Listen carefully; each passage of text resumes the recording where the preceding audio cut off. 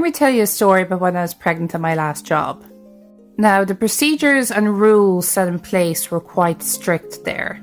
You'd be given verbal warnings, written warnings, that kind of thing, if you were late coming up from break, or if you made a mistake that would cause like irreversible damage to the stock that you're making. I'm trying not to give away where I work just in case. I have to say I was a pretty hard worker. Like, I'm not going to pretend I wasn't, because I was. I kept my head down and I did my work and got paid at the end of the week. That was it, done. But I found it very difficult when I was pregnant. Not that I couldn't do my job. I still did my job. I'm not like, I wasn't an invalid. But there was a baby sitting on my bladder. So twice I had to leave early for break so I can run to the loo. Unfortunately, it just happens. You know yourselves, women out there who've been pregnant, you know what I'm talking about. So my supervisor wasn't very happy about this. So he took me into the room and he had to give me the verbal warning. And he needed a witness. So he had to get the supervisor from the other room to be the witness to the interview. Now, I'm not going to lie, I was a little bit pissed because I did tell him that the reason why I left for break early was because there's a baby on my bladder. But he wanted to treat us all the same, you see. Ugh.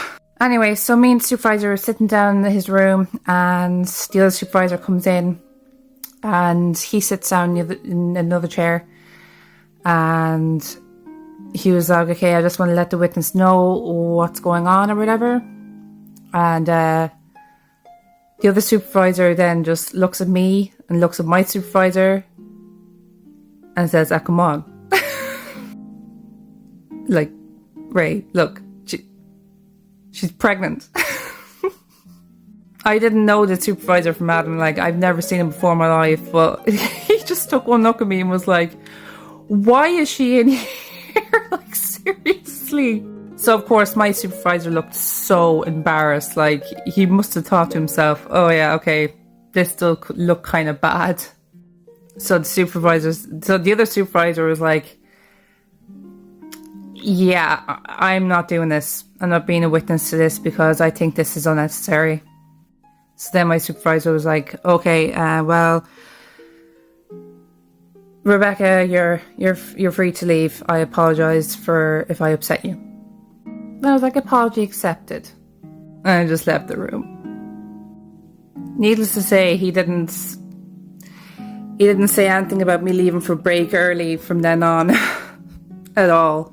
He didn't treat me with kids' gloves, but he wasn't an asshole to me anymore, you know. He was his dad himself. Like, I knew that he, like, he wasn't a monster. Me and him got on really well. I think he just wanted...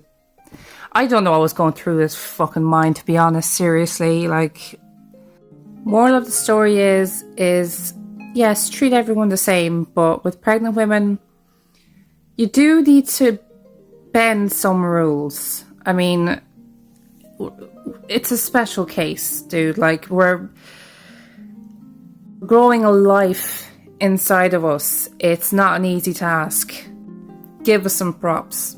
Let us go to the toilet, whatever we want. If we have morning sickness, let us take the day off. Don't be dicks. I should tell more stories about that job because that job, I have so many stories. Not good ones either. Paid well, but it was a shit show. Anyway, yay, late night video. Good night all.